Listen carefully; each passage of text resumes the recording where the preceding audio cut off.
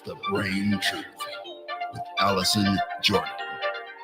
Repair, renew, reclaim. And now your host, Allison Jordan. Hi, everybody. Oh my God. It's my first show. It's The Brain Truth, the very first show. I'm here, I got here and I thought it was going to be we were going to have champagne. I brought a bottle. I thought I was going to have all my people in here. It was just me by myself. But see, I'm going to remember that when my show go number one. I'm going to be like, nah, don't be trying to come. Don't try to come when it's all huge and everything, y'all. Anyway, that's all. I got Earl here. That's all that matters. Welcome to The Brain Truth, everybody, on intellectualradio.com. This is our first show, and I am super excited. I'm nervous. I tried to quit a few times over the past few weeks, but I made it. And I just want to say hi. Did y'all like that intro? Okay, so the legendary Jesse Sanders. I don't know if you guys know him. He's a very well-known DJ. Love can't turn around, blah, blah. Anyway, Google him. He did that music for me. That was original music. That's his voice. And then Jeff Morrow, who is like the voiceover guru, he did all the production for Empire. And he likes vocal coach like Jennifer Hudson, everybody. He did another intro for me and an outro and all. I mean, I just feel so blessed. So that was my little intro. I don't know if y'all heard it, but you're going to hear it every week now. I want to thank my sponsors. My very first sponsor was Pretty 1-2 Cosmetics. She was my very first sponsor. I got to give it up to her. And then Gemini Labs testing. We pop up everywhere. We do COVID testing everywhere. Just a little swab. So I want to thank Vivian Ritter, who hooked us up with Gemini Labs, and Swabs and Swirls, which is a company I founded with Dr. Rita McGuire. And she is also one of my sponsors, Dr. Rita McGuire Lifestyle. She's also the co-founder of Wakana, which is a cannabis company. Anyway, if you want to find out how to be a sponsor, because I still need more sponsors and supporters and donations, because I got to pay for these lights. I got to pay for this beautiful mic, and he let me use his phone stand, and he got to go to work in the morning. He got a family. So just go to www.thebraintruth.com, www.braintruth.com, and go on there, find out more about the show, find out how you can support and how you can sponsor. And I'm going to be asking people to call in. So I want you guys to write down this number, 708-223-8953, 708-223-8953. So write that down, because I'm asking y'all to call in tonight, because I'm going to, let people just kind of chime in and let me know how I'm doing. You want to say something, you want to give me a prayer, anything you want, just come on in.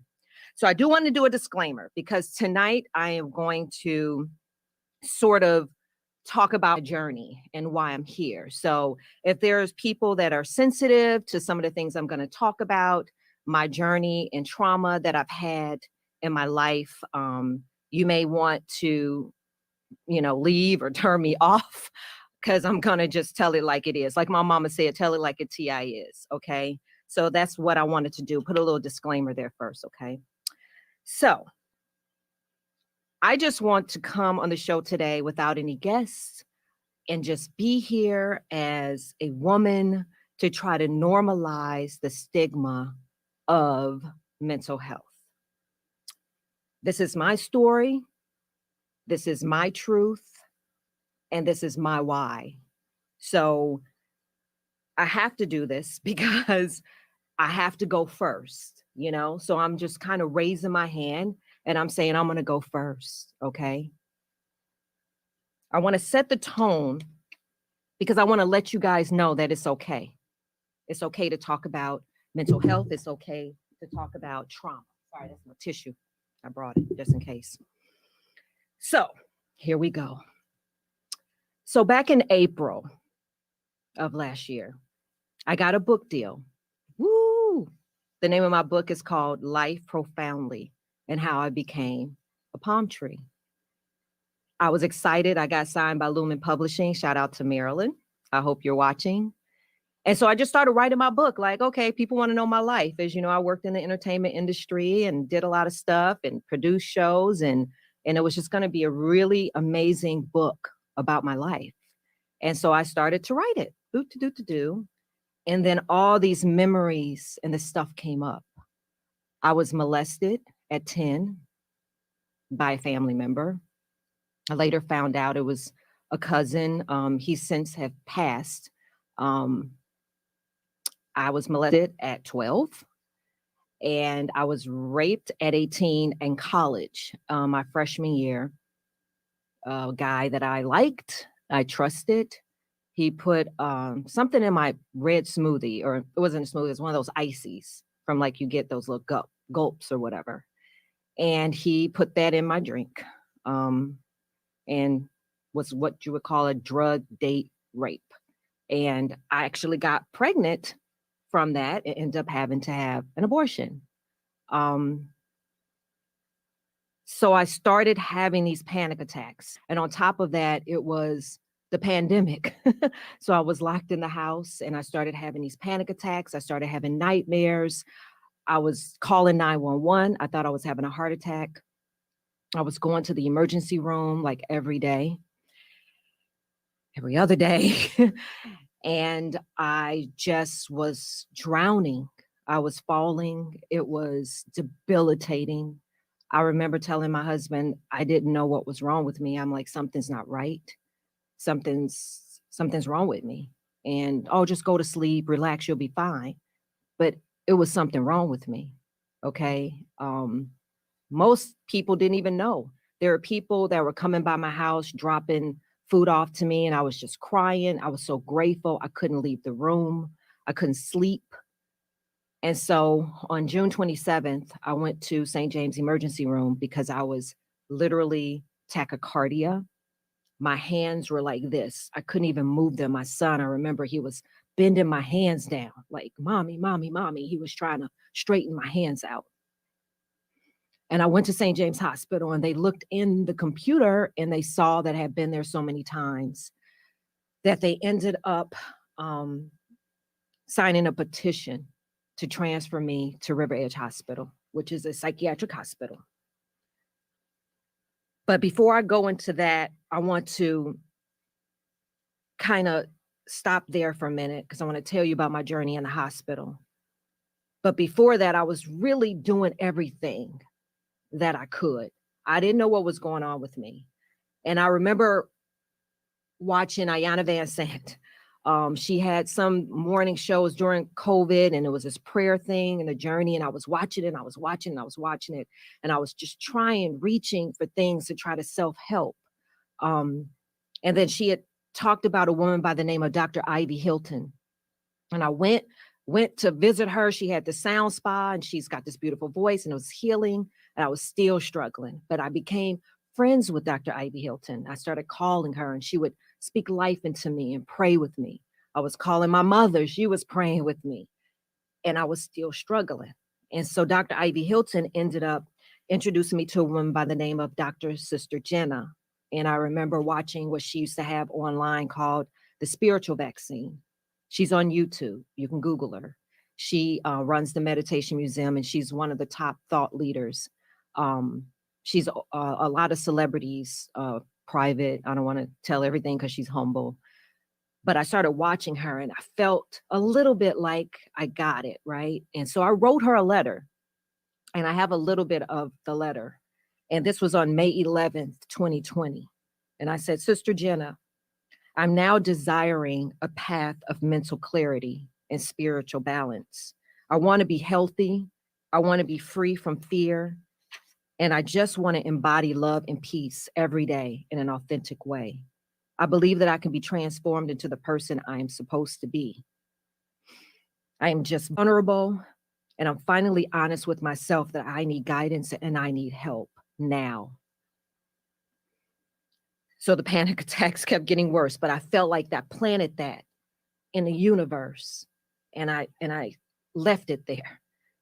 And so I ended up going into the psychiatric hospital on June 27th, River Edge Hospital. And it was during the pandemic. I was in an ambulance riding by myself. I got there, they take your phone. You couldn't call anybody. I was scared. I was alone. They put you in this room. And then that's your journey.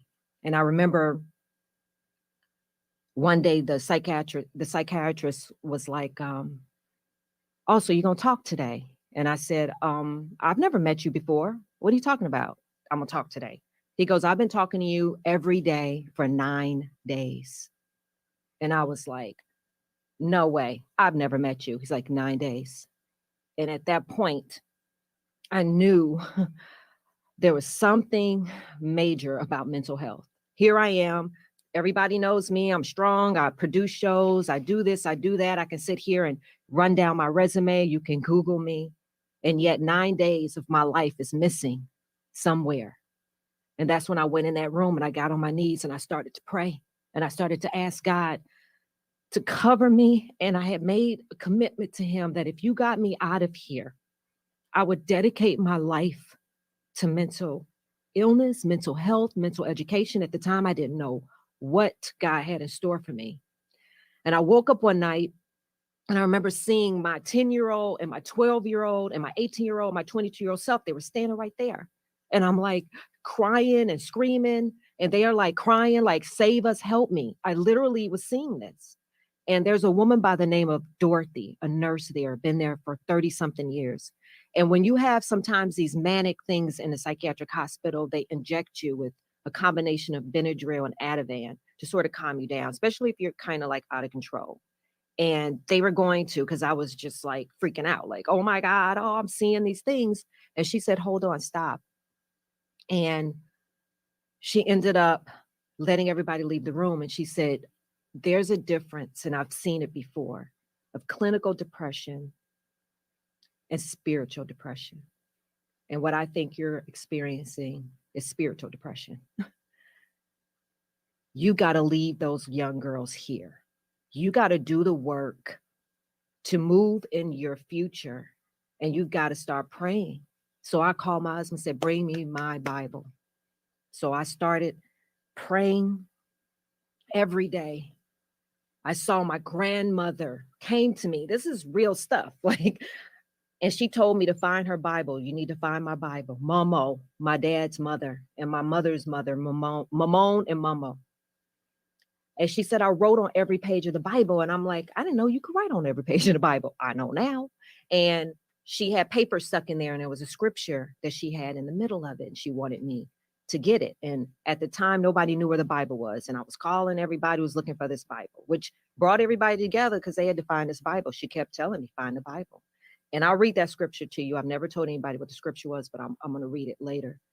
But that's when I started my journey of, this is bigger than myself, right? And so NAMI, the National Alliance on Mental Illness, one of the prerequisites to work for them or volunteer for them is that you either have to have a mental illness or know someone or be a caretaker. And they come into the psychiatric hospitals and they sort of talk to you and they process things with you.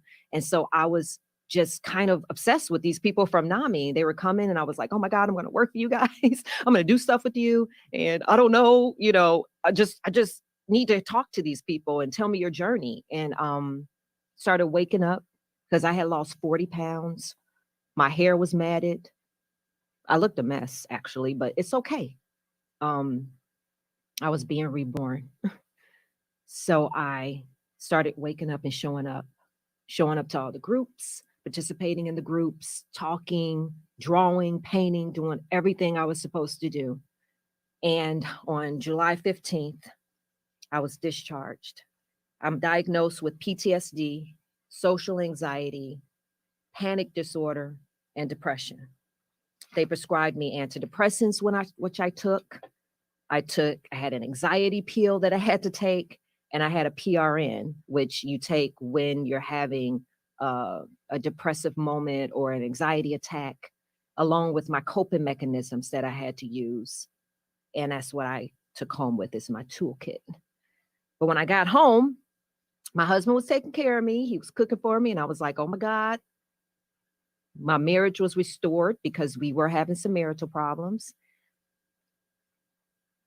I mean, when I tell you that I was not able to get out of the bed every day, my son was helping me.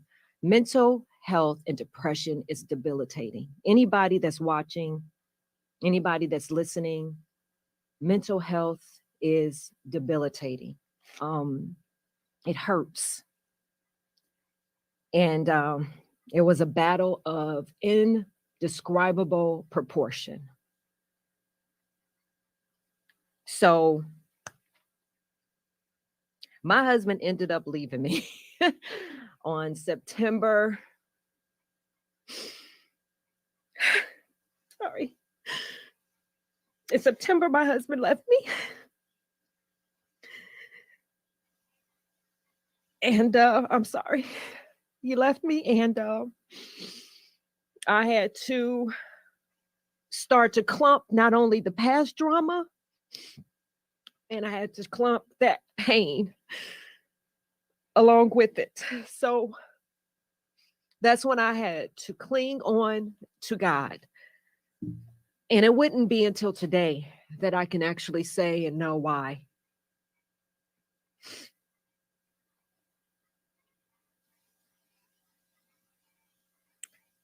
Depression and mental health is real. It can occur for any reason ever, and it has many different triggers. It can be from a stressful life event such as bereavement, divorce, illness, redundancy, or job or money worries. And we will explore those later on. But it actually does something to the brain. It's called the neurotransmitters. The GABA. They're specifically believed to be linked to mood and anxiety disorders. So I want you guys to know this isn't like you're crazy or something's wrong with you or the devil's in you. These are real chemical things that are happening. I mean, my vitamin D was at a 6 and it should be at a 69. Thank you, Aisha. I see you, baby. We have to up our vitamin D. We have to go out in the sun. Every time you exercise, it gives you 15 minutes. If you exercise for 15 minutes, it gives you 2 hours of no anxiety and depression. So exercise, it helps with the serotonin that's slipping from your brain. When you wake up and your heart is racing, that's cortisol. And then your body goes into what's called a fight or flight. And we try to fight it off. And that's why you need antidepressants, because they do what's called a re-up to your brain, reset. And I'm a person that does not like taking medication, but I needed to take it. I needed a reset. When people are like, well, you can just pray. I couldn't pray. I couldn't even get out of bed. I couldn't even take a shower. I couldn't even eat. I lost 40 pounds. So I needed a reset so that I can be present. You understand? Present to what I was doing. So anyway, I needed to have an aftercare. Once you get discharged from the psychiatric hospital, you need to have follow-up behavioral health support. So I started calling all these places, and I want to give a special shout out to Angela Ratcliffe. I don't know if she's watching, but she also owned the behavioral health, and she helped me through it. She was on the phone with me when they were transferring me. She was my rock early on, and she was like kind of going off on me a couple of times because she wanted me to get better, but I didn't see what I didn't see. I wrote her a nice little letter and told her to I thanked her. But I was calling around because I needed a behavioral health therapist, because you need cognitive behavioral therapy. And I called a place called Sertoma in Matson, and a woman by the name of Lisa Guardiola, I hope I'm saying it right, Lisa, answered the phone. And she was like, hi, Sertoma. I said, I need a therapist. And I see you, Tim. And she was like, well, I don't normally answer the phone. It's COVID, whatever. I'm on the board of NAMI. She said that. And I said, oh my God, did you say NAMI? And I started telling her my story. She didn't even ask me about it. I just decided to tell her. And I told her my story. And I'm like, oh my God, I was in the hospital and I met the people from NAMI. She goes, well, we have a board member seat coming up. And if you want to apply for it now, then I was in no condition to be on a board of any sort, but I filled out the application and I put my name in on the ballot to be nominated to be on the board. And it went away. I didn't hear from anybody. So I ended up meeting Miss Laura, who was my first therapist. Her name is Laura Costello. She's amazing. Which camera am I supposed to look at? This one? She's amazing. Can I curse? Huh? That one right there? Oh, okay. I'm going to have to put a couple of dollars in there. So this therapist that I had, The first day I was with her, she said, that bitch anxiety, she don't like you. And depression, that hoe that be with her, fuck them. We gonna fight together and we gonna check them and you gonna get out of here. We gonna see you on the other side. And when she said that, I was like, okay, so this is a therapist for life. You know, she was like, we going after them hoes, like for real. Like it was war, right? Because anxiety lies to you. Anxiety tells you that no one loves you, nobody likes you, you're nothing, you're nobody. Depression makes you feel worthless. Trust and believe me, that is your brain. That is lies that your brain is telling you. That is not true.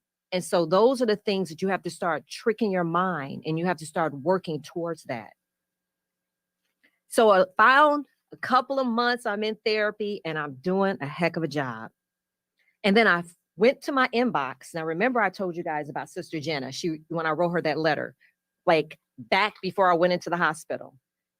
Well, she wrote me back and I found it. And she wrote, Dear Alika, that's my spiritual name. The soul is moving through this last patch of darkness. Can I ask you to hold tight? The dark night of the soul where the past is no longer you and you're not sure of the future. So stay present and be. Deep breathing, exercise, journal, speak to good folks, watch comedy, dance, sing, pray. For 21 days, watch the magic. I love you and I know you will be well. Stories, that's all they are, stories. So I started going to Bible class, started reading my Bible, started meditating, I started praying, I started walking, I started exercising, I started doing diet. Dr. Joanne, who is my naturopath, my mom started praying with me, praying over me, standing for me, my family. And here's that scripture, Psalm 31, 9, 14 through 15, that scripture that I told you about. There were two. Be merciful to me, Lord, for I am distressed. My eyes grow weak with sorrow, my soul and body with grief. But I trust in you, Lord. I say you are my God. And Jeremiah 17, 14, heal me, Lord, and I will be healed. Save me, and I will be saved. For you are the one I praise. Those were the Bible scriptures that my grandmother had. And those are the things that I have on my wall. And those are the things that sustain me. So in 7 months, I titrated off of my antidepressants. I haven't been on any PRN. I haven't been on anything. And what titration means, those are the orders generally defined as when medication is progressively either increased or decreased. Mine was decreased under the supervision of a psychiatrist. So I was able to actually get off of it. So this is my journey. This is what works for me.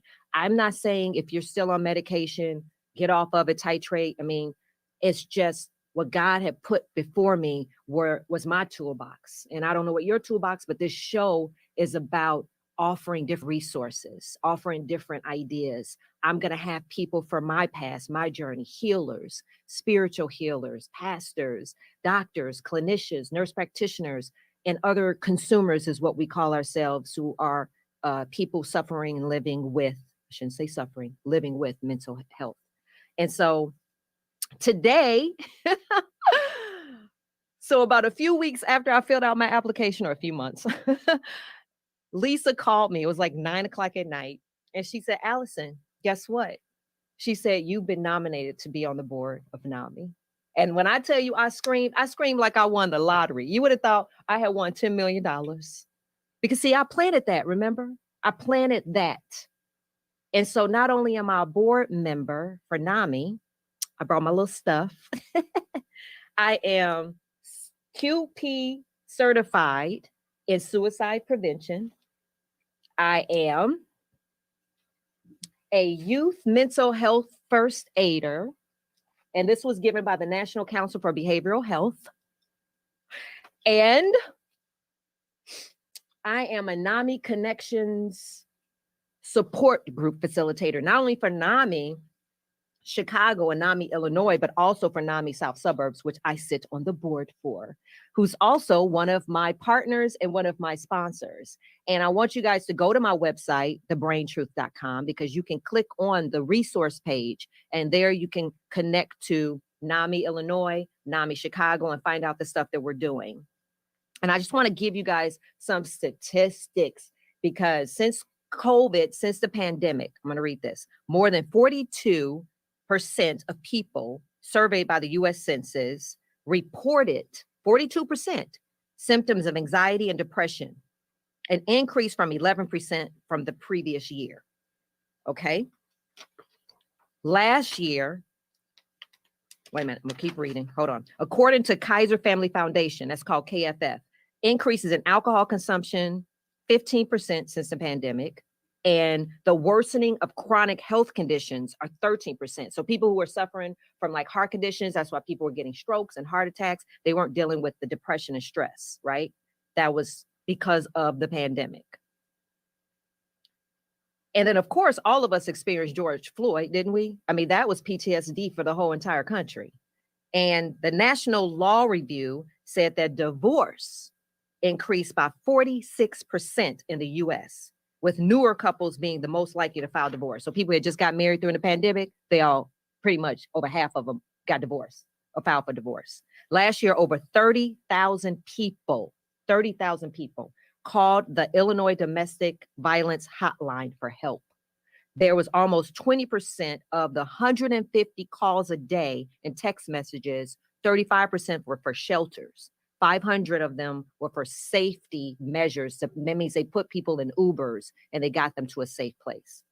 And then remember Michelle Obama, she said that she's dealing with some form of low-grade depression due to the coronavirus lockdown, racial strife in the U.S., and the Trump administration.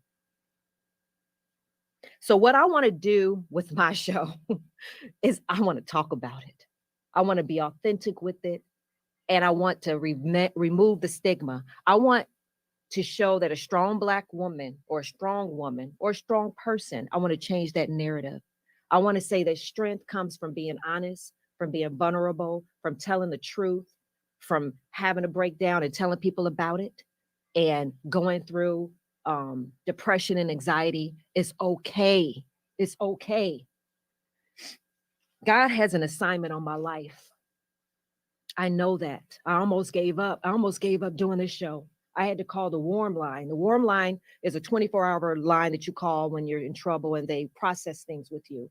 I called the warm line 2 nights ago, spoke to a guy by the name of Dwayne, and at Sertoma, the behavioral place in Matson, they have a warm line. And he spoke life into me and he processed things with me. And I know that anxiety and depression, it can manipulate you, right? It's cruel. It's really cruel. And people don't understand it. And I want to make sure that this show has a way to let people understand. I believe when you go home from the doctor and they give you medication, it's a directions on there on when to take it, what to take it. If I had cancer and I had a port in me, they'll teach somebody how to give me infusions, or they'll have somebody come. But there's nothing that is given to people discharged from an institution for family members and friends to know what to say and what not to say. Triggers. Suicide ideation is up, because if you're depressed, there's stuff you just shouldn't tell a person that's mentally depressed. You don't tell them you got the devil in you. You should just get up or get over it or with all those things. But people don't know what they don't know. So people are going to say stuff unknowingly. But we've got to change that. People need a toolkit. When I go home, there should be an advocate with me or anybody checking out of a mental hospital. And that person needs to go through some 5-minute training or some pamphlet and say, do not do this when she gets home. Do not do that. Period. And that's what we're going to talk about. And those are the things I'm going to lobby for. Those are the things that I want to change, right? So anybody out there that's experiencing anxiety and depression, God chooses the strongest of us. Know that, and you're not alone. And to my husband, I forgive you, and I love you, and I understand, because he himself was dealing with mental health, his family, his mother, and he didn't know what he didn't know. And I probably was showing up in a way that was worth leaving? I don't know, but I'm not that person today. And I haven't got a chance to talk to him or tell him, but that's okay too, right? Because, like Sister Jenna said, those are stories. And I was living in a story, and he played his role, and now he's playing a different role, and I'm playing a new role. And so I'm okay. You know, it's just when you don't know about mental health and you can't save a person or you can't recognize it when it's happening, you lose people. And I want to be a beacon of light to tell you, recognize it so that you can transform those relationships. So I've written down a list because I thought I was alone, like tonight. But when I started writing names on this paper, and I'm sorry, it's so many names of people that have been standing for me. So it's not in any order, but Sarita Talbert, Tony Williams, Felicia Moore, Deontay and his husband, Darion, Tatiana, Jalen, my sister, Krista, who I think is one of the strongest people, and my niece, Zion, of course, Sister Jenna, Dr. Ivy Hilton, Drew, Pastor Carol Brown, my therapist, Emily and Laura, Angela Ratcliffe, my mom, Pastor Reverend Jeanette Jordan, Rita McGuire, Uncle Fred, my heart, Derek Durr, Cocola Reynolds, who's gonna be my producer. I think she's watching. Aunt Deborah, Lisa Guardiola, Tiffany Fowler, Dr. Joanne, Alana Anthony, the Johnson family, Nicole Zyriel, Nikki Kim, Larry Cherry, Jeff Morrow, Tony Dixon, Aisha Lee, Jesse Saunders, Kim Spies, Allison Jordan. There's another Allison, she's my sister, and Sam, Dr. Beneda Cole and her daughter Bella, Ava Page, Q Johnson, Terrence Nichols, Aisha Charleston, Rael's dad, my ex-husband's dad, Bill Crawford, James Johnson, Rachelle Stewart, who I'm going to have on the show, is going to tell her story, just profound. Carmelita Hubbard, Kumo D, which most people don't know is one of my best friends, Rhonda, Sherlonda, Simone, Michael Cox, Senior and Junior, who is my family, who's going through their own stuff and still checking in on me. Christine Wilkins, who's going through her own stuff and still checking in on me. My cousin Kim Whitted, Karen Morris, who does hair while she's helping me, doing people's hair on the phone, trying to work through my anxiety. Claudia Simmons, Yoli Cox, who checks in on me. Sheree and Erica Hill, Rachel Nance, Prudence Story, Don Zio, Brian Kimbrough, Eric Clark, who sends me scripture, Gwen Baxter, Pastor Carol Clemens, Giselle Morris, and my godson, Africa Porter, Tammy Stone, Philander Ratcliffe, and my son, Jordan Hodges, who was my rock, and my best friend, Corliss King, and my best friend, Stacy, and my neighbor, Audrey, who has to hear me crying in the middle of the night. Sorry. And my sister, Kim Monglee. Those are the people that's been just with me. I'm Charlie forgot. I probably know a whole bunch more. Sean Knight. It's a bunch. It's a bunch of people. But there's no cure for mental illness, but there's lots of effective treatments. So I just want you guys to know that as long as you live right, use your coping, you'll be okay. So I don't know if anybody wants to call in. I think I got a good 10 minutes or 5 minutes or something like that. And if you guys want to call in, the number is 708-223-8953. I would love for you guys to call in. Anybody out there watching, tell me what you think, what you want to add to the show. Do you want to come on the show? Do you want to make a donation? Or you want to say something to me? Call right now, 708-223-8953. So when I close, and I'll take some calls, I wrote this down and I keep this on my wall because I want to remind people of this. But I just want to get to the show part, how this happened. So I came here and I sat in for Roman Morrow for 1 week, and then I sat in another week. And then after the second time, Earl Winfrey, who's sitting over here, he's like, "Get that girl's show." And then I go in the room with Wanda, and she's like, "Okay, girl, what you gonna have your show about?" I'm like, "I don't know." He just told me this 5 minutes ago. And I was like, okay. So I told her my story, just like I told you guys. And she's like, oh my God, I'm getting chills. There was a hospital that wanted to do a show on mental health. They were calling the station. She was like, it was a tall white guy. He was good looking. I don't remember his name. And I said, well, okay. And we just didn't get around to it. We didn't know. And I said, what was the hospital? Y'all, she said, River Edge Hospital. All I can do is look to the hills for where they came. And I said, God, you're my executive producer. That's the hospital I was in for 19 days. That's the hospital I got on my knees and I prayed. That's the hospital that I said that I was going to dedicate my life to mental health. And that's why I'm here right now. So what do I do? Push this? Hi, this is Allison from the Brain Troop. I got my first caller. Hi. Who's this? I love you. Who's this? I don't recognize. Tammy. Hi, Tammy Stone. Tammy Stone. Thank you for I said, I have to calling. call my girl. I got to call my girl. I love you, Tammy. Tammy Stone. So if you guys don't know, I'm also a boxing promoter.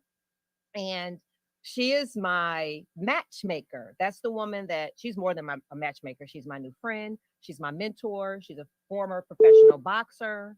Blah blah blah. She's Google her. But I love you, Tammy, and you've been there with me. And I have. You almost made me cry tonight. I just watching you. I'm so proud of you. Thank you. Yeah, I am. And you know a little bit of my journey, and I was like, man, I got to call in because I'm thinking of a subject that I'm sure probably more millions that we can even think about.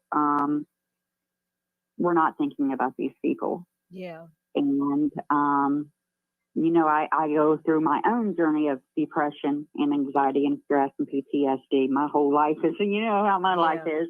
It's a whole different movie there for us. We're both we need to make a movie. Okay. Yeah, for sure. But it's about those that's thinking about suicide and not those that are thinking. Me say this word right. That their family's going to be better without them. Yeah.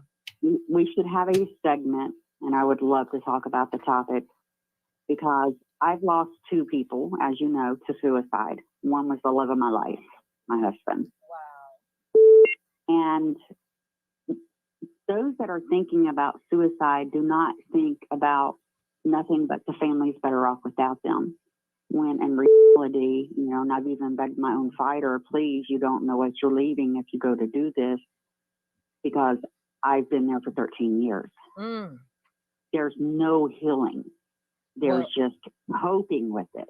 So if anybody's thinking about suicide, they need to listen to my pain and my story and my children's story to know we're not okay. We know it's okay not to be okay, but we're still not okay, and we never will be for the rest of our lives because we are survivors of a daily pain for the rest of our lives. And I know it takes a lot for a person to pull that trigger or to pop those pills or whatever they do to end it. Yeah. As graphic as it can be, but they don't realize the damage they are leaving behind after they're gone. Yeah. Well, guess what, Tammy? You don't do the whole talk show. I'm gonna bring you on the daggone show. I think that is I'm gonna bring you. We can talk about boxing and we can talk about PTSD. We can talk about athletes with it and all of that. Oh, yeah. So do I have somebody else? Because there's some other people trying to call. I got 5 minutes. Okay. Definitely. I love you. You got 5 minutes. I love you. I'm gonna bring you on the show. I'm gonna bring you on the show. Gotcha. Bye. Bye. Good night, hon. Good night. Good. So what do I do? Hi, this is Allison from the Brain Troop. I got my second caller. Oh my gosh. Hi, Allison. You know who this is? Who is this? It's Kim. Hi, Kim Spies. Okay, so Kim Spies is a well-known boxing, I don't even know. She works for Deontay Wilder. That's all I know, and his wife. So anyway, she's also a manager and works for the WBC in Europe. Hi, and was with me in the hospital when I snuck away, remember? I snuck in, I got my phone and I text you. Yes, yes. I text you and my friend Allison Jordan. I just want to say, first of all, I'm so proud of you and congratulations. And, you know, COVID has not been kind to a lot of people.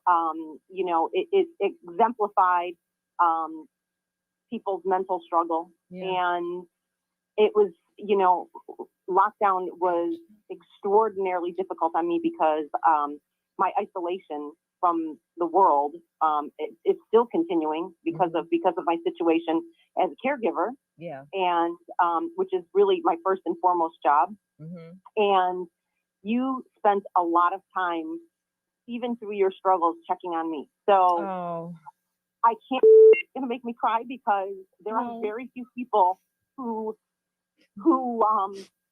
were concerned about my mental health. Oh, and you Kim. honestly were probably the only people that were. I love you. I'm gonna have you on the show too, but I got a whole bunch of calls. So I love you. I gotta get all as many calls as I can get. Take your call. I love Take you your so call. much. I love you too. Okay. And thank you for doing this, and congratulations. This is you're doing such a service to everyone, and it's so wonderful, and I appreciate everything that you've done. Thank you. Thanks, Kim. I love you. Bye Bye-bye. bye. I'm sorry. Oh, hi, it's Allison of the Brain Truth. I like saying that. Hey, Hey, who's this? can you hear me? I can hear you. What's up, Big Al? Oh, Brian. Hi, Brian. What's going So down? Brian worked for me when I was married to Craig Hodges, and he was our everything. I don't want to say houseboy because you were more than that. You were our life boy. But hi, Brian. I love you. I love you. Oh, no doubt. I've been checking it out, and man, tell the brother over here just getting emotional. Oh, you know what I'm saying? Well, you know, with me with the VA, man, the PTSD is real. Yeah. Real deal. Well, I'm gonna have you on the show too. I already got all my guests, everybody. Oh yeah. Okay, I got to wrap up my show. I don't know, they're not giving no overtime, but I love you. Thank you for calling me. All right, for sure. Bye-bye. Take care. I think, is that it, or is more people calling? Oh my goodness. Hi, it's Allison. Talk fast. Well, hey, Allison, how are you, superstar? Who is this? Vera Giles Norris, and I am sitting here just listening to you, and I'm thinking you better rock it, girl. Oh, thank you. Such a great. Hey, Earl. Hey, everybody, Intellectual Radio. But I just want to say that this is so needed right now. Mm-hmm. I actually was just holding a conversation with some good friends, and we were talking about depression and stress, anxiety, and some of the things that people could do to actually release the pressure. Mm-hmm. And I'm just going to share maybe just 3 things with you, and then we could talk more. But one of the things that I said that people need to do is to do some earthing. Go outside, take your shoes off, and just walk through the grass. I did that. Yes. You did that, right? I so did that. That works. Mm-hmm. Yes, it does. Connect with the earth. Yes. Connect with the earth and be willing to hug a tree. I hugged a tree too. And release that pressure, release that stress, release that depression, and give it to the tree and say, you know what? You do something with it. I need to let it go. Yes. And last but certainly not least, be willing to purge. Some things you're going to have to let go. Material things, clothing, you need the space. But then you're going to also have to release yourself from toxic friends and family members. And just, tell them, hey, you know what? Or not hit you where the good Lord split you, because you need that time to heal and to get balanced. But again, thank you so much for speaking with me today. I appreciate you. You're looking beautiful. Thank and so you. Everybody from Intellectual Radio, I say hello. Thank you. Love you. Hi, it's Allison. The Brain Truth. This is Derek. Hi, Derek. I thought you were supposed to be here with me to hold my hand. Oh, hi, Derek Durr. This is light heavyweight champion Derek Durr, and my best friend, and my guy that was there helping me in the middle of the night when I was having panic attacks. Remember? I remember. I just want to call and let you know it's good to see you in this space and your purpose, seeing firsthand what you done went through, and you are a beacon of light for everyone. And I just want to thank you for helping me in those dark days when goddamn it, you call the dog might come. You know. You said the dog might come. Yeah. On real dog days, so I want to thank you for sacrificing just your comfortability for us and being authentic and open about what you've been through with mental health and all the stuff that you've been through. So I want to thank you on behalf of me and on behalf of everyone, just being authentic and let us into your world, and we can learn a lot from the video station. So I appreciate that, and I love you. I love you too. I'm rooting for you. Make me some cauliflower bites then. You got it, dear. All right. Love you. Bye. Oh my goodness, y'all. Every day I remind myself to redirect my pain to my purpose. I will get through the day because I have to continue to hear God's voice and to do God's purpose for my life. So tune in every Tuesday at 8 p.m. Central Standard. And I pray that you learn how to repair, renew, and reclaim. I want to thank Earl Winfrey and Wanda and Roman Morrow. Tune in to Intellectual Radio, incredible programming. Keep supporting us. Come back next week.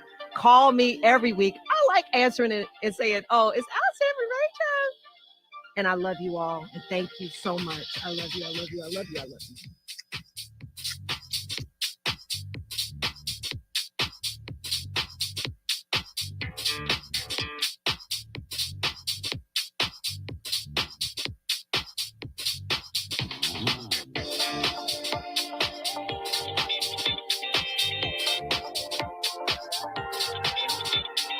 Hi, Allison. This is Coach